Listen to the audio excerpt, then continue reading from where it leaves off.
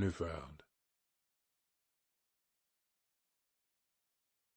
One evening, as I was lying flat on the deck of my steamboat, I heard voices approaching, and there were the nephew and the uncle strolling along the bank. I laid my head on my arm again, and had nearly lost myself in a doze, when somebody said in my ear, as it were, "I am as harmless as a little child, but I don't like to be dictated to. Am I the manager, or am I not? I was ordered to send him there. It's incredible." I became aware that the two were standing on the shore alongside the forepart of the steamboat, just below my head. I did not move. It did not occur to me to move. I was sleepy. "It is unpleasant," granted the uncle. "He has asked the administration to be sent there," said the other, "with the idea of showing what he could do, and I was instructed accordingly. Look at the influence that man must have. Is it not frightful?" They both agreed it was frightful, then made several bizarre remarks. Make rain and fine weather, one man, the council, by the nose, bits of absurd sentences that got the better of my drowsiness, so that I had pretty near the whole of my wits about me when the uncle said, "The climate may do away with this difficulty for you. Is he alone there?" "Yes," answered the manager. "He sent his assistant down the river with a note to me in these terms: 'Clear this poor devil out of the country, and don't bother sending more of that sort. I had rather be alone than have the kind of men you can dispose of with me.' It was more than a year ago. Can you imagine such impudence?" "Anything since then?" asked the other hoarsely.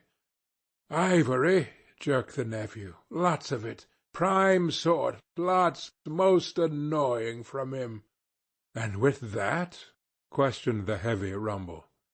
"Invoice," was the reply, fired out, so to speak. Then silence. They had been talking about Kurtz. I was broad awake by this time, but, lying perfectly at ease, remained still, having no inducement to change my position. "How did that ivory come all this way?" growled the elder man, who seemed very vexed. The other explained that it had come with a fleet of canoes in charge of an English half-caste clerk Kurtz had with him. That Kurtz had apparently intended to return himself, the station being by that time bare of goods and stores, but after coming 300 miles had suddenly decided to go back, which he started to do alone in a small dugout with 4 paddlers, leaving the half-caste to continue down the river with the ivory. The 2 fellows there seemed astounded at anybody attempting such a thing. They were at a loss for an adequate motive. As to me, I seemed to see Kurtz for the first time. It was a distinct glimpse. The dugout, 4 paddling savages, and the lone white man turning his back suddenly on the headquarters, on relief, on thoughts of home, perhaps, setting his face towards the depths of the wilderness, towards his empty and desolate station. I did not know the motive. Perhaps he was just simply a fine fellow who stuck to his work for its own sake. His name, you understand, had not been pronounced once. He was that man. The half-caste, who, as far as I could see, had conducted a difficult trip with great prudence and pluck, was invariably alluded to as that scoundrel. The scoundrel had reported that the man had been very ill, had recovered imperfectly.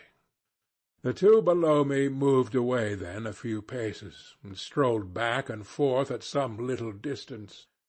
I heard, "Military post, doctor, 200 miles, quite alone now, unavoidable delays, 9 months, no news, strange rumors." They approached again just as the manager was saying, No one, as far as I know, unless a species of wandering trader, a pestilential fellow, snapping ivory from the natives. Who was it they were talking about now? I gathered in snatches that this was some man supposed to be in Kurtz's district, and of whom the manager did not approve. We will not be free from unfair competition till one of these fellows is hanged for an example, he said. Certainly, grunted the other. Get him hanged. Why not? Anything can be done in this country. That's what I say. Nobody here, you understand, here, can endanger your position. And why? You stand the climate. You outlast them all. The danger is in Europe. But there, before I left, I took care to—" They moved off and whispered. Then their voices rose again. "The extraordinary series of delays is not my fault. I did my best." The fat man sighed. "Very sad." "And the pestiferous absurdity of his talk," continued the other. "He bothered me enough when he was here. Each station should be like a beacon on the road towards better things. A centre for trade, of course, but also for humanizing, improving, instructing. Conceive you that ass? And he wants to be the manager. No, it's—" Here he got choked by excessive indignation, and I lifted my head the least bit. I was surprised to see how near they were, right under me. I could have spat upon their hats. They were looking on the ground, absorbed in thought. The manager was switching his leg with a slender twig. His sagacious relative lifted his head.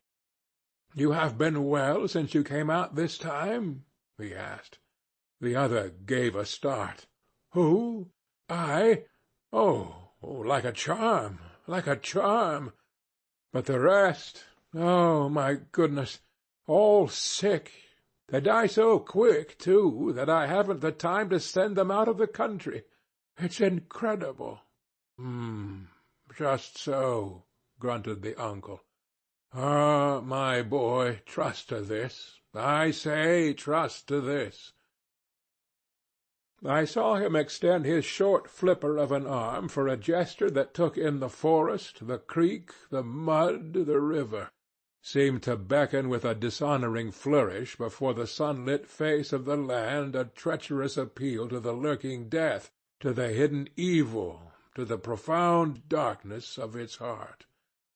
It was so startling that I leaped to my feet and looked back at the edge of the forest, as though I had expected an answer of some sort to that black display of confidence. You know the foolish notions that come to one sometimes. The high stillness confronted these two figures with its ominous patience, waiting for the passing away of a fantastic invasion.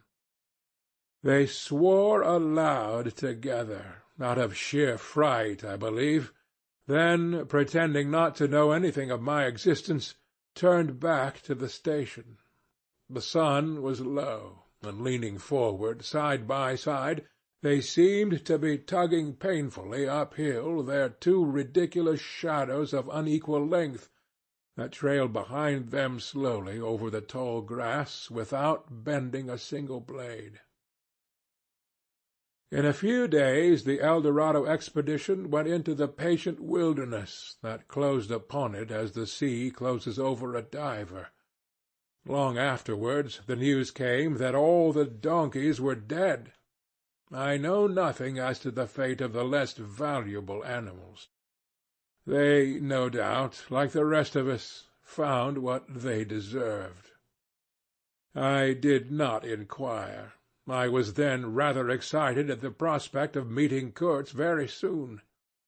When I say very soon, I mean it comparatively. It was just 2 months from the day we left the creek when we came to the bank below Kurtz's station. Going up that river was like travelling back to the earliest beginnings of the world, when vegetation rioted on the earth and big trees were kings. An empty stream, a great silence, an impenetrable forest. The air was warm, thick, heavy, sluggish. There was no joy in the brilliance of sunshine. The long stretches of the waterway ran on, deserted, into the gloom of overshadowed distances. On silvery sandbanks hippos and alligators sunned themselves side by side. The broadening waters flowed through a mob of wooded islands. You lost your way on that river as you would in a desert, and butted all day long against shoals, trying to find the channel, till you thought yourself bewitched and cut off forever from everything you had known once, somewhere, far away, in another existence, perhaps. There were moments when one's past came back to one, as it will sometimes when you have not a moment to spare for yourself. But it came in the shape of an unrestful and noisy dream, remembered with wonder amongst the overwhelming realities of this strange world of plants and water and silence. And this stillness of life did not in the least resemble a peace. It was the stillness of an implacable force brooding over an inscrutable intention. It looked at you with a vengeful aspect. I got used to it afterwards. I did not see it any more. I had no time. I had to keep guessing at the channel. I had to discern, mostly by inspiration, the signs of hidden banks. I watched for sunken stones. I was learning to clap my teeth smartly before my heart flew out, when I shaved by a fluke some infernal sly old snag that would have ripped the life out of the tin-pot steamboat and drowned all the pilgrims. I had to keep a lookout for the signs of dead wood we could cut up in the night for next day's steaming. When you have to attend to things of that sort, to the mere incidents of the surface, the reality, I tell you, fades. The inner truth is hidden, luckily. But I felt it all the same. I felt often its mysterious stillness watching me at my monkey tricks, just as it watches you fellows performing on your respective tight-ropes for, what is it, half a crown a tumble? "Try to be civil, Marlowe," growled a voice, and I knew there was at least one listener awake besides myself. "I beg your pardon. I forgot the heartache which makes up the rest of the price. And indeed, what does the price matter, if the trick be well done? You do your tricks very well, and I didn't do badly either, since I managed not to sink that steamboat on my first trip. It's a wonder to me yet. Imagine a blindfolded man set to drive a van over a bad road. I sweated and shivered over that business considerably, I can tell you. After all, for a seaman, to scrape the bottom of the thing that's supposed to float all the time under his care is the unpardonable sin. No one may know of it, but you never forget the thump, eh? A blow on the very heart. You remember it, you dream of it, you wake up at night and think of it years after, and go hot and cold all over. I don't pretend to say that steamboat floated all the time. More than once she had to wade for a bit, with 20 cannibals splashing around and pushing. We had enlisted some of these chaps on the way for a crew. Fine fellows, cannibals, in their place. They were men one could work with, and I am grateful to them. And after all, they did not eat each other before my face. They had brought along a provision of hippo meat which went rotten and made the mystery of the wilderness stink in my nostrils. Phew! I can sniff it now. I had the manager on board, and 3 or 4 pilgrims with their staves, all complete. Sometimes we came upon a station close by the bank, clinging to the skirts of the unknown, and the white men rushing out of a tumble-down hovel, with great gestures of joy and surprise and welcome, seemed very strange, had the appearance of being held there captive by a spell. The word ivory would ring in the air for a while, and on we went again into the silence, along empty reaches, round the still bends between the high walls of our winding way, reverberating in hollow claps the ponderous beat of the stern-wheel. Trees, trees, millions of trees, massive, immense, running up high, and at their foot, hugging the bank against the stream, crept the little begrimed steamboat, like a sluggish beetle crawling on the floor of a lofty portico. It made you feel very small, very lost, and yet it was not altogether depressing, that feeling. After all, if you were small, the grimy beetle crawled on, which was just what you wanted it to do. Where the pilgrims imagined it crawled to, I don't know. To some place where they expected to get something, I bet. For me, it crawled towards Kurtz exclusively. But when the steam-pipe started leaking, we crawled very slow. The reaches opened before us and closed behind, as if the forest had stepped leisurely across the water to bar the way for our return. We penetrated deeper and deeper into the heart of darkness. It was very quiet there. At night, sometimes, the roll of drums behind the curtain of trees would run up the river, and remain sustained faintly, as if hovering in the air high over our heads, till the first break of day. Whether it meant war, peace, or prayer, we could not tell. The dawns were heralded by the descent of a chill stillness. The woodcutters slept, their fires burned low. The snapping of a twig would make you start. We were wanderers on a prehistoric earth, on an earth that wore the aspect of an unknown planet. We could have fancied ourselves the first of men taking possession of an accursed inheritance, to be subdued at the cost of profound anguish and of excessive toil. But suddenly, as we struggled round a bend, there would be a glimpse of rush walls, of peaked grass roofs, a burst of yells, a whirl of black limbs, a mass of hands clapping, of feet stamping, of bodies swaying, of eyes rolling, under the droop of heavy and motionless foliage. The steamer toiled along slowly on the edge of a black and incomprehensible frenzy.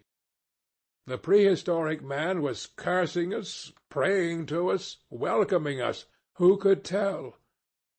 We were cut off from the comprehension of our surroundings. We glided past like phantoms, wondering and secretly appalled, as sane men would be before an enthusiastic outbreak in a madhouse. We could not understand because we were too far, and could not remember because we were travelling in the night of first ages, of those ages that are gone, leaving hardly a sign and no memories. The earth seemed unearthly. We were accustomed to look upon the shackled form of a conquered monster, but there you could look at a thing monstrous and free. It was unearthly, and the men were— no, they were not inhuman. Well, you know, that was the worst of it, the suspicion of their not being inhuman. It could come slowly to one. They howled and leaped and spun and made horrid faces. But what thrilled you was just the thought of their humanity, like yours, the thought of your remote kinship with this wild and passionate uproar. Ugly. Yes, it was ugly enough. But if you were man enough, you would admit to yourself that there was in you just the faintest trace of a response to the terrible frankness of that noise, a dim suspicion of there being a meaning in it which you so remote from the night of first ages, could comprehend. And why not? The mind of man is capable of anything, because everything is in it, all the past as well as all the future. What was there, after all? Joy, fear, sorrow, devotion, valor, rage, who can tell? But truth. Truth stripped of its cloak of time. Let the fool gape and shudder. The man knows, and can look on without a wink. But he must at least be as much of a man as these on the shore. He must meet that truth with his own true stuff, with his own inborn strength. Principles won't do. Acquisitions, clothes, pretty rags, rags that would fly off at the first good shake. No, you want a deliberate belief. An appeal to me in this fiendish row? Is there? Very well. I hear, I admit, but I have a voice too, and for good or evil mine is the speech that cannot be silenced. Of course, a fool, what with sheer fright and fine sentiments, is always safe. Who's that grunting? You wonder I didn't go ashore for a howl and a dance. Well, no, I didn't. Fine sentiments, you say? Fine sentiments be hanged! I had no time. I had to mess about with white lead and strips of woolen blanket, helping to put bandages on those leaky steam pipes, I tell you. I had to watch the steering and circumvent those snags, and get the tin pot along by hook or by crook. There was surface truth enough in these things to save a wiser man. And between whiles I had to look after the savage who was fireman. He was an improved specimen. He could fire up a vertical boiler. He was there below me, and upon my word, to look at him was as edifying as seeing a dog in a parody of breeches and a feather hat walking on his hind legs. A few months of training had done for that really fine chap. He squinted at the steam gauge and at the water gauge with an evident effort of intrepidity, and he filed teeth too, the poor devil, and the wool of his pate shaved into queer patterns, and 3 ornamental scars on each of his cheeks. He ought to have been clapping his hands and stamping his foot on the bank, instead of which he was hard at work, a thrall to strange witchcraft, full of improving knowledge. He was useful because he had been instructed, and what he knew was this, that should the water in that transparent thing disappear, the evil spirit inside the boiler would get angry through the greatness of his thirst and take a terrible vengeance. So he sweated and fired up and watched the glass fearfully, with an impromptu charm made of rags tied to his arm and a piece of polished bone as big as a watch stuck flatways through his lower lip. While the wooded bank slipped past us slowly, the short noise was left behind, the interminable miles of silence, and we crept on towards Kurtz. But the snags were thick, the water was treacherous and shallow, the boiler seemed indeed to have a sulky devil in it, and thus neither that fireman nor I had any time to peer into our creepy thoughts. Some 50 miles below the inner station we came upon a hut of reeds, an inclined and melancholy pole, with the unrecognizable tatters of what had been a flag of some sort flying from it, and a neatly stacked wood-pile. This was unexpected, We came to the bank, and on the stack of firewood found a flat piece of board with some faded pencil writing on it. When deciphered, it said, "Wood for you. Hurry up. Approach cautiously." There was a signature, but it was illegible, not Kurtz, a much longer word. Hurry up? Where? Up the river? Approach cautiously? We had not done so, but the warning could not have been meant for the place where it could be only found after approach. Something was wrong above. But what, and how much? That was the question. We commented adversely upon the imbecility of that telegraphic style. The bush around said nothing, and would not let us look very far either. A torn curtain of red twill hung in the doorway of the hut, and flapped sadly in our faces. The dwelling was dismantled, but we could see a white man had lived there not very long ago. There remained a rude table, a plank on 2 posts, a heap of rubbish reposed in a dark corner, and by the door I picked up a book. It had lost its covers, and the pages had been thumbed into a state of extremely dirty softness. But the back had been lovingly stitched afresh with white cotton thread, which looked clean yet. It was an extraordinary find. Its title was An Inquiry into Some Points of Seamanship, by a man Towson, some such name, master in His Majesty's Navy. The matter looked dreary reading enough, with illustrative diagrams and repulsive tables of figures, and the copy was 60 years old. I handled the amazing antiquity with the greatest possible tenderness, lest it should dissolve in my hands. Within, Towson or Towser was inquiring earnestly into the breaking strain of ship's chains and tackle, and other such matters. Not a very enthralling book, but at the first glance you could see there was a singleness of intention, an honest concern for the right way of going to work, which made these humble pages, thought out so many years ago, luminous with another than a professional light. The simple old sailor, with his talk of chains and purchases, made me forget the jungle and the pilgrims in a delicious sensation of having come upon something unmistakably real. Such a book being there was wonderful enough, but still more astounding were the notes penciled in the margin, and plainly referring to the text. I couldn't believe my eyes. They were in cipher.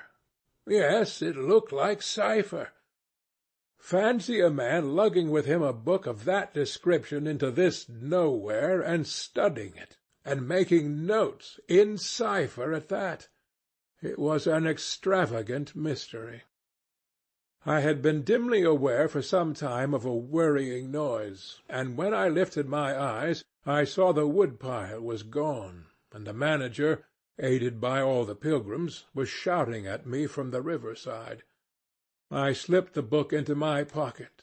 I assure you that to leave off reading was like tearing myself away from the shelter of an old and solid friendship. I started the lame engine ahead.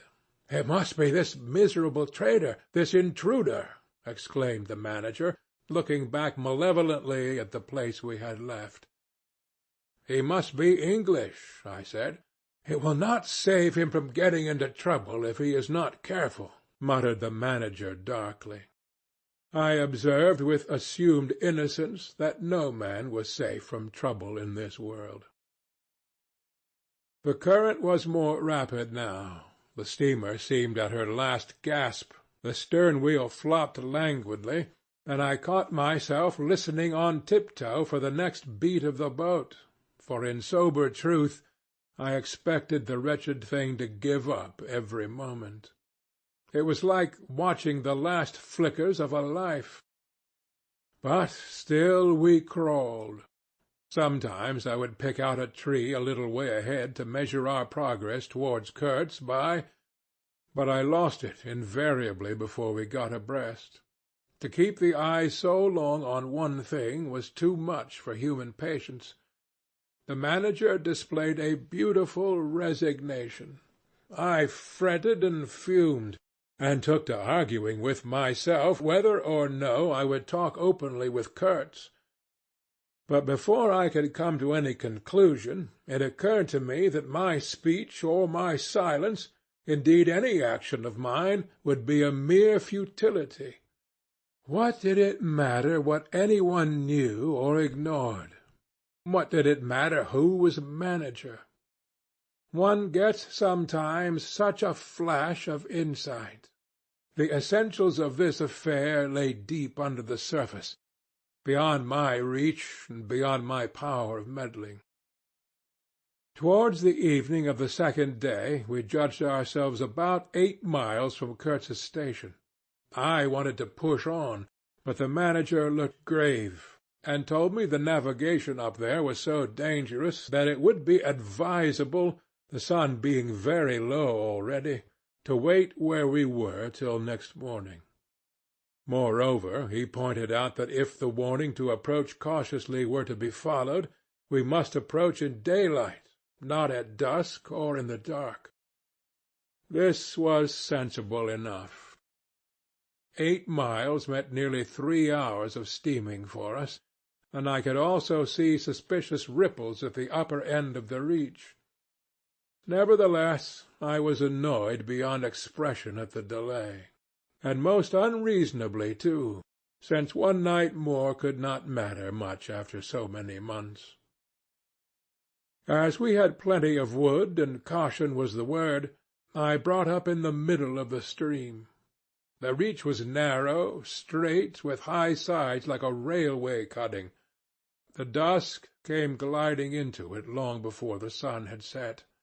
The current ran smooth and swift, but a dumb immobility sat on the banks.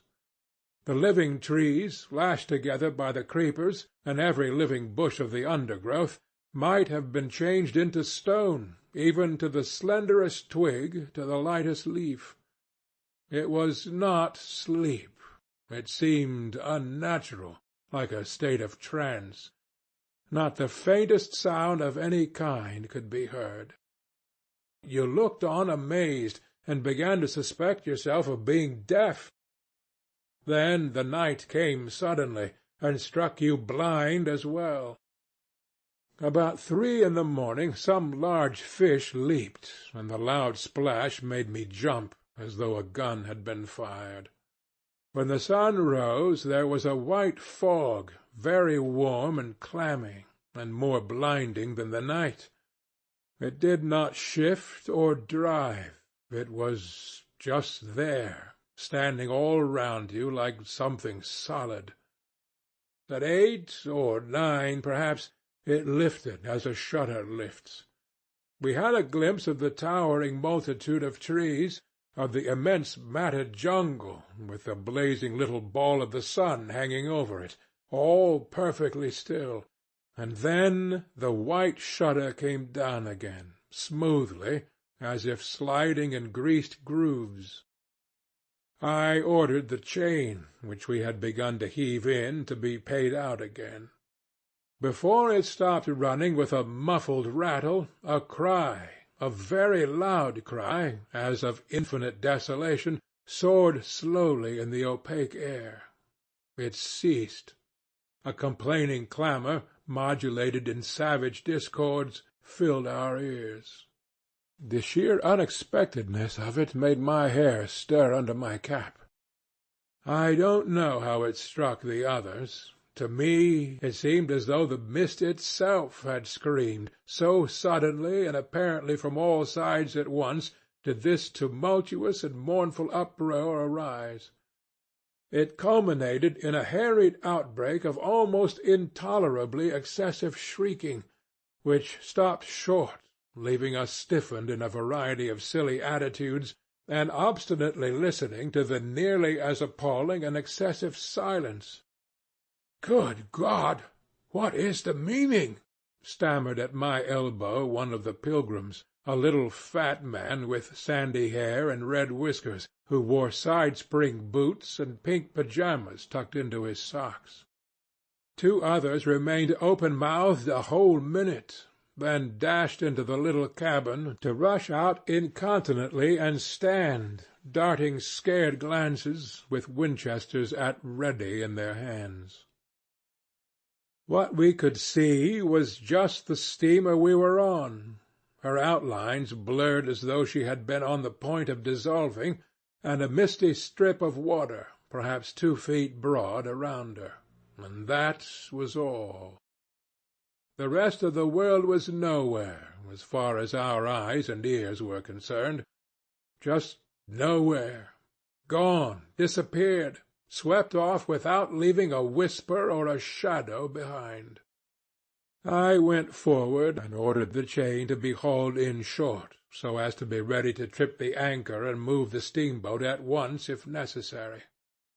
"Will they attack?" whispered an awed voice. "We will all be butchered in this fog," murmured another. The faces twitched with the strain, the hands trembled slightly, the eyes forgot to wink.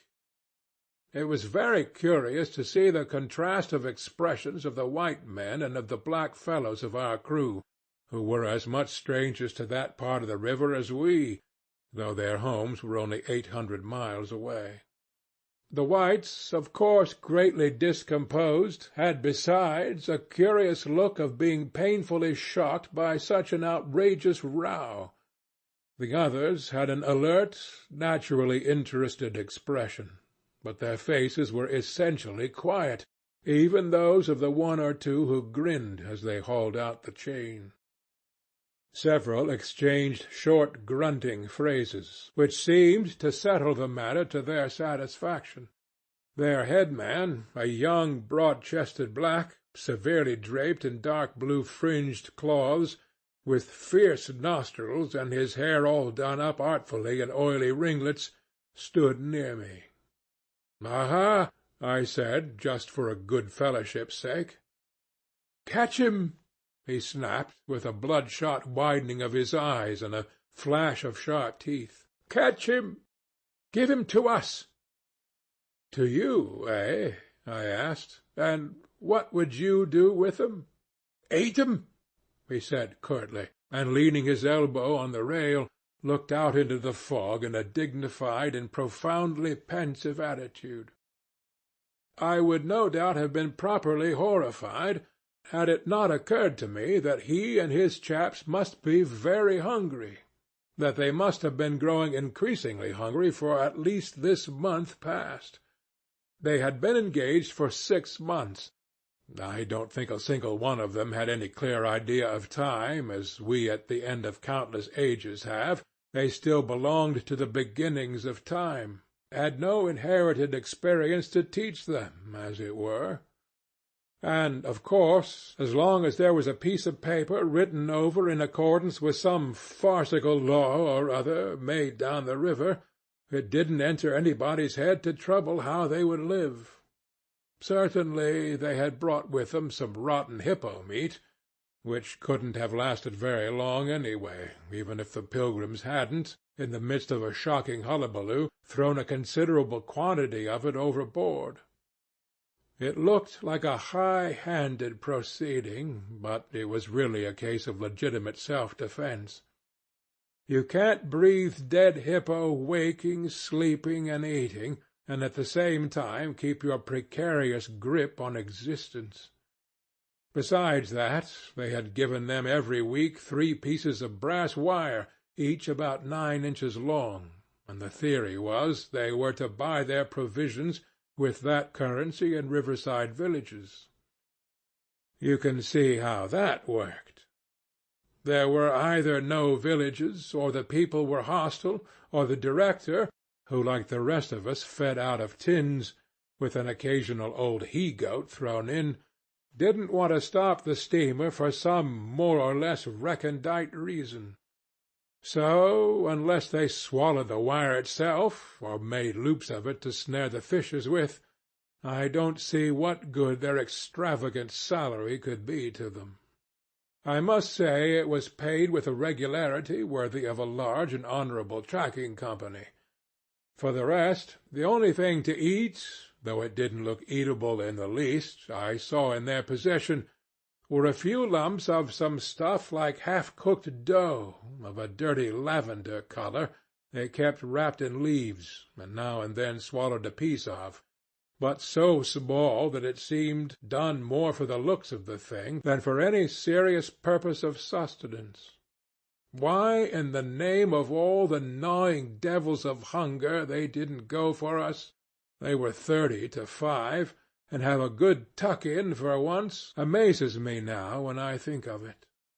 They were big, powerful men, with not much capacity to weigh the consequences, with courage, with strength even yet, though their skins were no longer glossy and their muscles no longer hard.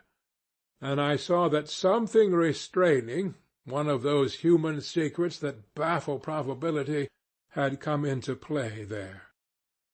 I looked at them with a swift quickening of interest, not because it occurred to me I might be eaten by them before very long, though I own to you that just then I perceived, in a new light, as it were, how unwholesome the pilgrims looked, and I hoped, yes, I positively hoped, that my aspect was not so, what shall I say, so unappetizing, a touch of fantastic vanity which fitted well with the dream sensation that pervaded all my days at the time. Perhaps I had a little fever, too. One can't live with one's finger everlastingly on one's pulse. I had often a little fever, or a little touch of other things, the playful paw-strokes of the wilderness, the preliminary trifling before the more serious onslaught which came in due course. Yes, I looked at them as you would on any human being, with a curiosity of their impulses, motives, capacities, weaknesses, when brought to the test of an inexorable physical necessity. Restraint! What possible restraint? Was it superstition, disgust, patience, fear, or some kind of primitive honor? No fear can stand up to hunger, no patience can wear it out. Disgust simply does not exist where hunger is. And as to superstition, beliefs, and what you may call principles, they are less than chaff in a breeze. Don't you know the devilry of lingering starvation, its exasperating torment, its black thoughts, its sombre and brooding ferocity? Well, I do. It takes a man all his inborn strength to fight hunger properly. It's really easier to face bereavement, dishonor, and the perdition of one's soul than this kind of prolonged hunger. Sad, but true. And these chaps, too, had no earthly reason for any kind of scruple. Restraint?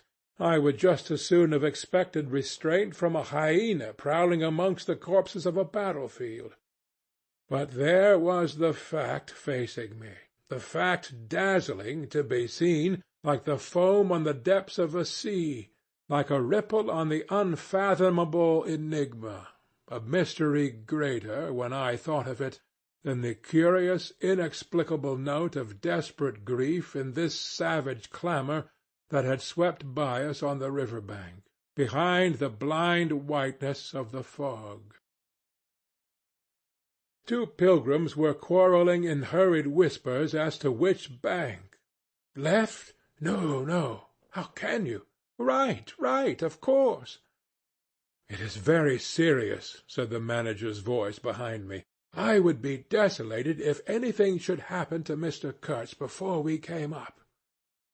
I looked at him, and had not the slightest doubt he was sincere. He was just the kind of man who would wish to preserve appearances. That was his restraint. But when he muttered something about going on at once, I did not even take the trouble to answer him. I knew, and he knew, that it was impossible. Were we to let go our hold of the bottom, we would be absolutely in the air, in space. We wouldn't be able to tell where we were going to, whether up or downstream, or across, till we fetched against one bank or the other, and then we wouldn't know at first which it was. Of course, I had no move. I had no mind for a smash-up. You couldn't imagine a more deadly place for a shipwreck.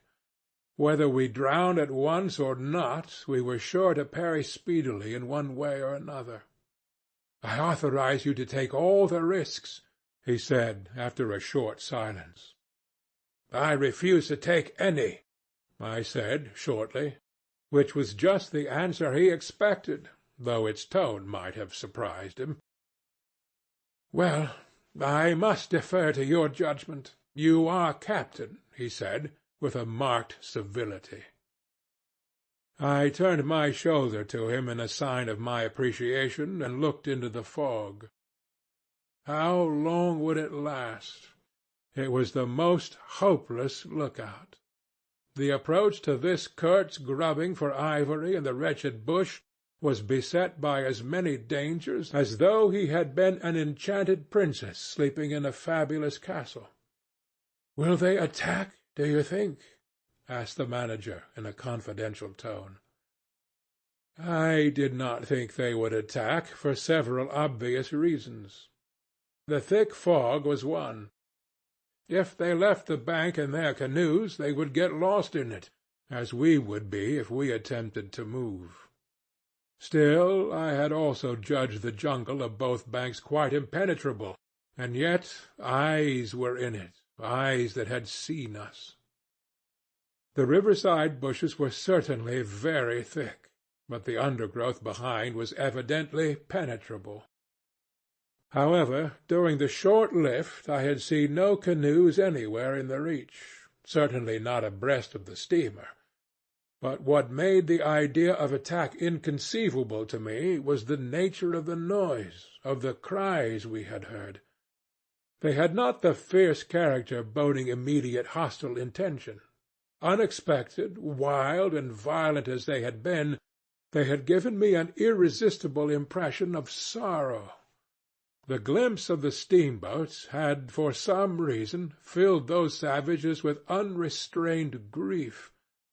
The danger, if any, I expounded, was from the proximity to a great human passion let loose. Even extreme grief may ultimately vent itself in violence, but more generally takes the form of apathy. You should have seen the pilgrims stare. They had no heart to grin or even to revile me, but I believe they thought me gone mad, with fright maybe. I delivered a regular lecture. My dear boys, it was no good bothering. Keep a lookout? Well, you may guess I watched the fog for the signs of lifting as a cat watches a mouse. But for anything else, our eyes were of no more use to us than if we had been buried miles deep in a heap of cotton wool. I felt like it, too, choking, warm, stifling. Besides, all I said, though it sounded extravagant, was absolutely true to fact. What we afterwards alluded to as an attack was really an attempt to repulse. The action was very far from being aggressive. It was not even defensive in the usual sense. It was undertaken under the stress of desperation, and in its essence was purely protective. It developed itself, I should say, 2 hours after the fog lifted, and its commencement was at a spot, roughly speaking, about 1.5 miles below Kurtz's station. We had just floundered and flopped round a bend when I saw an islet, a mere grassy hummock of bright green in the middle of the stream. It was the only thing of the kind, but as we opened the reach more, I perceived it was the head of a long sandbank, or rather of a chain of shallow patches stretching down the middle of the river. They were discoloured, just awash, and the whole lot was seen just under the water, exactly as a man's backbone is seen running down the middle of his back under the skin.